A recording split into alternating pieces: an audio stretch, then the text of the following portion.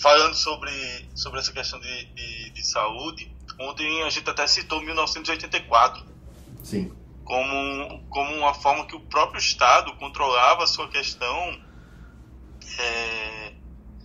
da sua saúde, né? E tentava induzir você a fazer exercícios, controlar a sua alimentação para você ter uma saúde e trazer menos oneração ao sistema.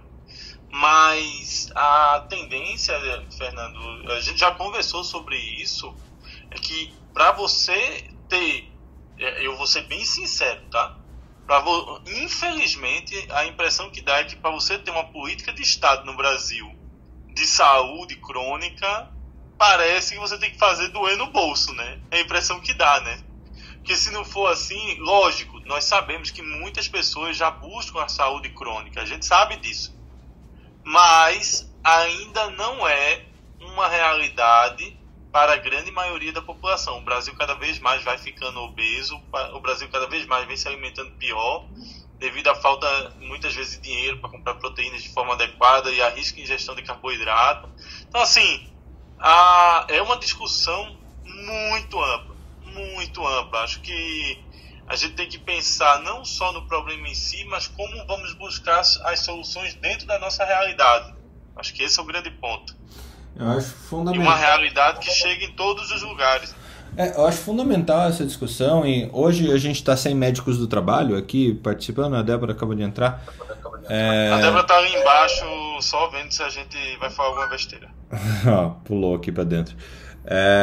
Mas tem aquelas questões, eu acho que a Débora, como tem uma população grande, até pode falar melhor. Tem a Catarina também, que é médica do trabalho. A Catarina também. Juro que não irei bloquear ninguém, gente. Não bloqueia, pelo amor de Deus, não bloqueia. Porque senão vai chover mensagem pra mim mais tarde. Vai explicar que você bloqueia as pessoas porque falaram alguma coisa. Eu não disse nada, eu digo, falou sim que eu vi. Eu não disse nada, Felipe. Falou assim que eu ouvi. Não, é que o Fernando bloqueia. Não, mas o que eu tava falando, Débora, e por que eu lembrei de você? Nisso que o Felipe tá falando, de a gente pensar em qualidade de vida para todo mundo, né? E realmente é mais fácil, pode ser mais fácil a gente olhar qualidade de vida para classe média alta, pessoas que moram em regiões centrais, que têm acesso a parques, que têm acesso a instrumentos da cidade que promovam alguma qualidade de vida. Mas enquanto isso, por exemplo, pegando Curitiba, nem vou olhar para São Paulo, vocês que olhem para São Paulo porque eu não conheço esse contexto, mas olhando para Curitiba é uma cidade de 2 milhões de habitantes, a cidade, e 4 milhões e meio de habitantes a grande Curitiba, né? Que são 49, 59 municípios, alguma coisa assim. E aqui ainda é fácil, né? As pessoas que moram nesses municípios em volta, de vez em quando elas demoram 2 horas para chegar no local de trabalho dentro da cidade de Curitiba. E aí fica aquela dúvida, né? Se não for no trabalho, em que momento do dia essas pessoas que têm grandes jornadas conseguem fazer atividade física? Como que você tem isso lá na Gerdau ou nas empresas que você já trabalhou? Bom dia. Então, Felipe, uma vez eu levei um professor da USP, que é educador físico, Douglas, que eu vou chamar ele para conversar aqui com a gente. Ele é sensacional e foi super legal. Eu acho que tudo é uma questão de hábito. Mas Débora, você fala isso porque você mora em tal lugar. Aqui em São Paulo, a gente tem uma contingência de praça com instrumentos para fazer ginástica ao ar livre incrível, que é uma das melhores do mundo, e o professor Douglas falou isso, tá? Isso em todos os bairros, tá? Dos periféricos aos centrais, dos mais abastados aos menos abastados. Eu percebo isso muito de questão de hábito. Eu pergunto para os operadores. Obviamente que as pessoas que gastam 2 horas de transporte, elas vão ter menos tempo. Mas também tem muito a questão do hábito. Eu vejo longas jornadas médicos. Meu marido, ele trabalha todos os dias 12 horas por dia, menos sexta-feira, e ele faz atividade física exausto. E não é só uma exaustão física, é uma exaustão mental.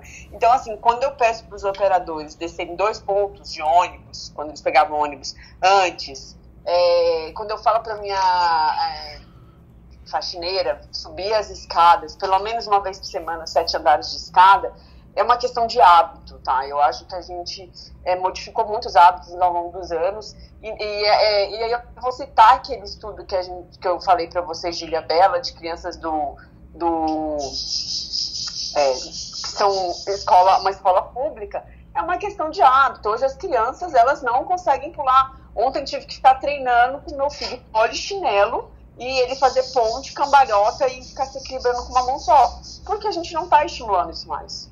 Então, assim, lógico que eu torço e vibro para que as pessoas façam atividade física nos seus empregos, né? Mas a gente tem que ver que a realidade do Brasil, nem a metade é contratado CLT. Então, quando você não tem uma contratação CLT, você não responde a normas regulamentadoras, não precisa ter médico do trabalho, tá? Então, os trabalhos informais, a gente tem que divulgar isso, são os postos de saúde, que eu trabalho em postos de saúde, e eu falo para as pessoas que trabalham no posto de saúde que a gente tem que fazer ginástica, que a gente tem que andar um pouco mais a pé, que a gente tem que tomar 10 minutos de sol por dia. As pessoas esqueceram disso completamente. E Débora, e complementando, Fernando, o que Débora falou, quando a gente disse que um assunto puxa o outro, olha aí as cidades de 15 minutos, onde se reorganiza o trabalho, as vias e o trabalho, para que as pessoas possam, no raio de 15 minutos, caminhar, andar e ir para o trabalho sem necessidade tanto de pegar ônibus para qualquer coisa. Tem um funcionário, exemplo também do que Débora falou, do desejo, da vontade, do propósito. Tem um funcionário do hospital que ele tem lá, no hospital, ele é o porteiro, o segurança, ele vai correndo todo dia, volta correndo todo dia, tem lá um banheirozinho que ele toma o banho dele, mas ele vai correndo 8, 10 quilômetros por dia e de volta para o trabalho. Então, assim, o que eu estou falando é que a gente precisa, nesse pensamento de mobilidade ativa, de vida saudável, de mudança de estilo, a gente tem que ter um olhar para muitas outras coisas que precisam mudar. A questão mesmo da mobilidade é fundamental para que a pessoa se torne ativa, inclusive pelo que Débora falou, você morar em São Paulo, que você tem 2 horas dentro do ônibus para ir, 2 para voltar, a gente também tem que pensar nesse olhar, nessa perspectiva, né, gente? Muito bom.